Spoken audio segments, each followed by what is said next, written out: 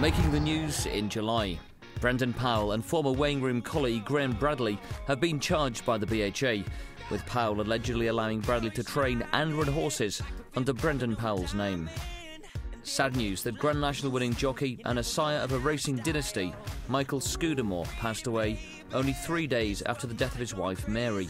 He was held in great affection by both his peers and his family. He was one of my great heroes. He was such a great guy, he really was, and he was a beautiful, beautiful horseman. He was a great rider, but more importantly, he was a really splendid man. He was a wonderful man. You know, everyone keeps going on about how tough he was, and he was. He was hard as nails. I mean, really phenomenally tough. But he's also gentle, kind, and loyal. Nobody I've come across has got a bad word to say about him. He had such a gentle soul. Lantara, who remained unbeaten in his short career, was put to sleep after a short illness at the age of 22. He was only one of 3 horses to win the Derby, King George and the Ark. News from Hong Kong that former Horse of the Year Military Attack has been moved from John Moore's yard. Despite being trained by Moore to multiple Group 1s, the horse is now under the care of the current champion trainer, Caspar Fownes. Meanwhile, closer to home, the Fugue, another prolific Group 1 performer, has been retired after sustaining a leg injury in the Coral Eclipse. Among her many top-class displays was victory in last year's Irish Champion Stakes. It's the Fugue, and William Buick are going to win the Red Mills Irish Champion Stakes in great style. Another sad loss in July was that of the top Irish stayer, Vintage Crop, trained by Dermot Weld and owned by Michael Smurfit. Among his 16 victories were 2 Irish St Ledgers and a Cesarewitch, but his most memorable performance was when winning the 1993 Melbourne Cup, the first European horse to do so. Vintage Crop has won the Melbourne Cup.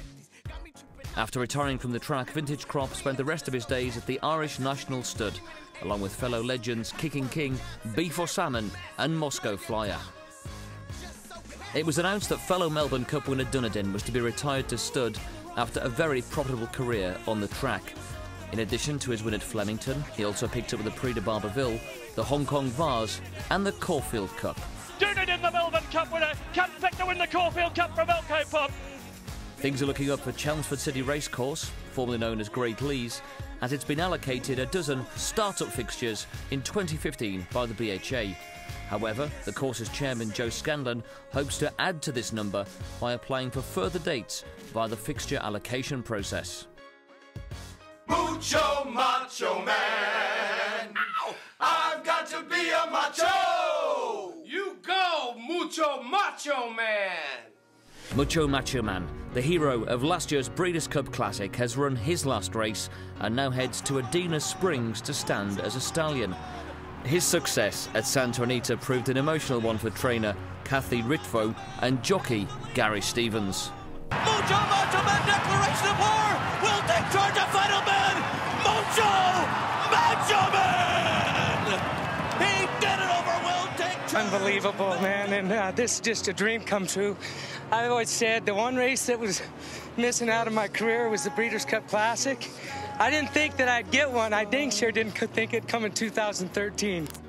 At Uttoxeter, the appropriately named On The Record gave AP McCoy with the number 4,191, which enabled him to draw level with the number of winners trained by his friend and former boss, Martin Pipe. McCoy pulls it out the fire, and On The Record for the man who breaks breaking records look commonplace. And McCoy finally edged past Pipe's record when steering the John Joe Neal trained It's a Gimme to a hard-fought success in Market Raisin's Summer Plate. And there was good news for Stratford as it received a Gold Standard Award, only one of 20 racecourses to achieve this. The reward reflects the facilities and experience owners can expect when their horse runs at Stratford. On the negative note, the Queen's Filly Estimate was one of several horses reported to have tested positive for morphine. It's thought the source of the drug is from contaminated feed. Jockeys and trainers making their mark in July.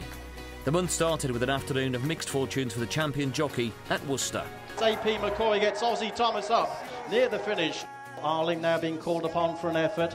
Flemington's got the better of Sulamere. Going over to Abbott, takes a crashing fall, leaving Massani in front. A first career win for jockey Thomas Harrigan at Yarmouth when he partnered Leyline to victory in the Apprentice Handicap. It was a fantastic evening for two small trainers at Wexford. John Hayes and Yvonne Latter both trained their first winners.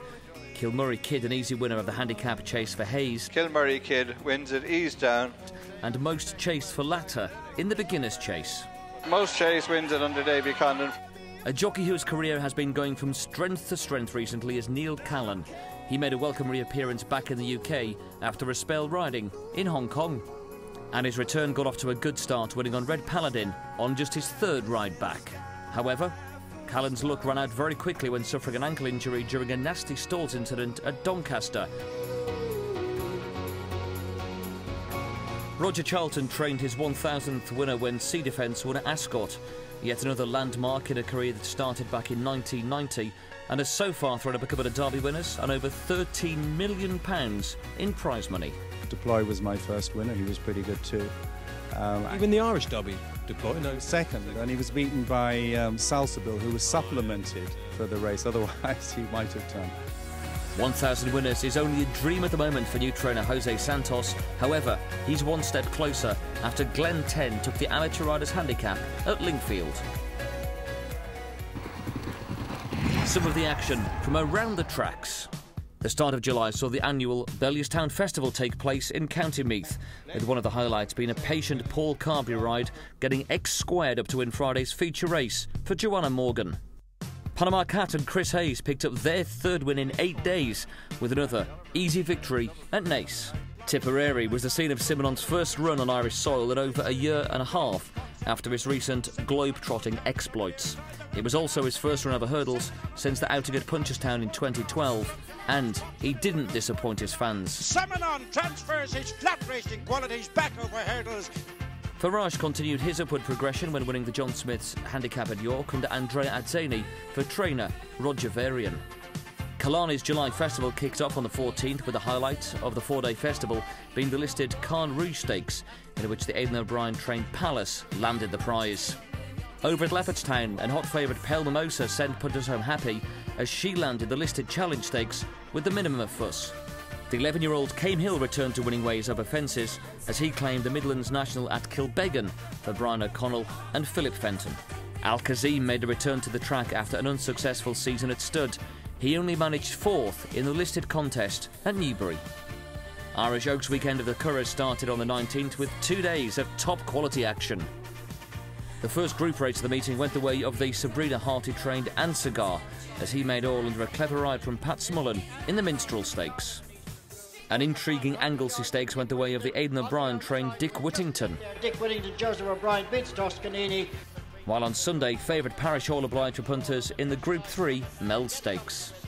Sir Michael Stout and Ryan Moore tasted Group 2 glory when Mango Diva just snatched the Kilboy Estate Stakes from Lahinch Classics in the dying strides. Mango Diva on the near side of Lahinch Classics. And Steve Donahoe's season got a bit better when Sir Maximilian won the valuable Rockingham Handicap for trainer Tim Pitt. He has some nice mid-race speed. He's not the quickest early doors, but today was the quickest he'd been into stride for a while, and then he can finish off the back of a fast pace. Stevie gave him a great ride. He's a good horse. King George Day at Ascot on the 26th saw a host of top-class races, one of which was the Group 3 Princess Margaret Stakes, won in fine style by Frankie Dettori and O'Sailor. A field of 29 went to post in the International Stakes, but it was a 33-1 outsider Heavy Metal who claimed the prize for Joe Fanning and Mark Johnson.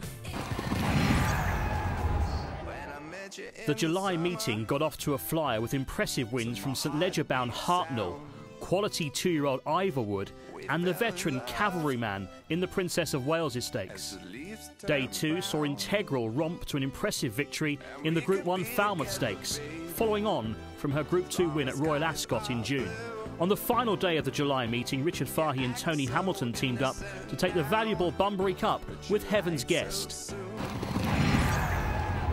Glorious Goodwood arrived at the end of the month, and the Clive Cox-trained SK Love finally returned to the winner's enclosure when winning the Group 2 Lennox Stakes. The feature race on day 2 was the eagerly awaited duel on the Downs between odds-on favourite Kingman and last year's winner Toronado in the Group 1 Sussex Stakes. After a slow early gallop, Kingman's class came to the fore as he powered past his rivals to land the prize. This year's Goodwood Cup saw Estima to warm order to land the prize for Her Majesty the Queen. but it was not to be, as she disappointed in a race won by the Godolphin stalwart Cavalryman. The inaugural Stars and Stripes Festival took place at Belmont on the 5th, which saw victories for the former Aidan O'Brien-trained filly Minaret in the Belmont Oaks and Mr. Speaker in the Belmont Derby.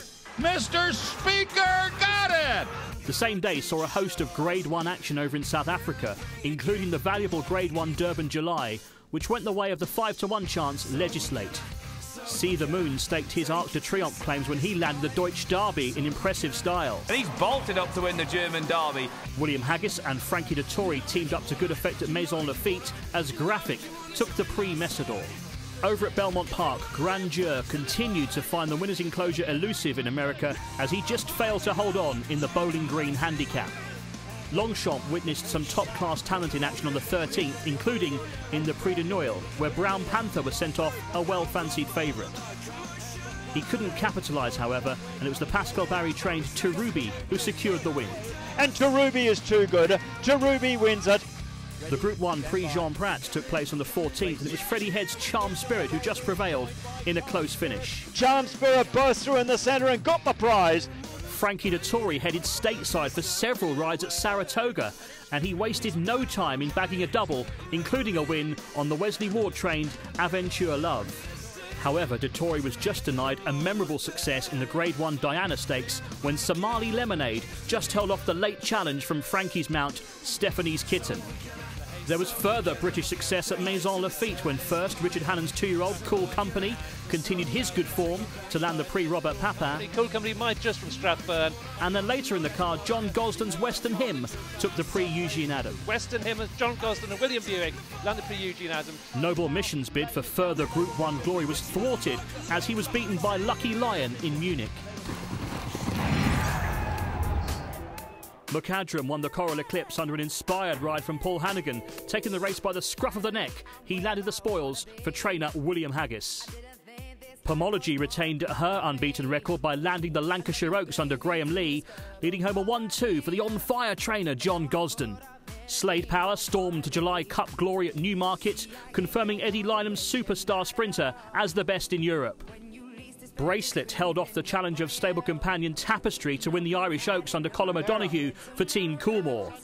This was Aidan O'Brien's 4th win in the race and Colum's first. Bracelet will win the Darley Irish Oaks. Jamie, who runs the yard, he loves her to bits, and Lauren, the rider, he does a fabulous job. And look, she came here, she was in top form. As I say, she's bred to win the race, and now she's done it. Togruda ended a 38-year wait for the fillies as she won the King George at Ascot in impressive style. While over at the Galway Festival, Noel Meade and Shane Shortall teamed up to land the feature Galway Plate as Road to Riches stormed clear for an 11-length victory. Shane Shortall and Road to Riches has run them ragged. And finally, well-fancied favourite Thomas Edison landed the odds in the Galway Hurdle under the champion jockey Tony McCoy for delighted trainer Tony Martin. And Thomas Edison is going to win the Guinness Galway Hurdle.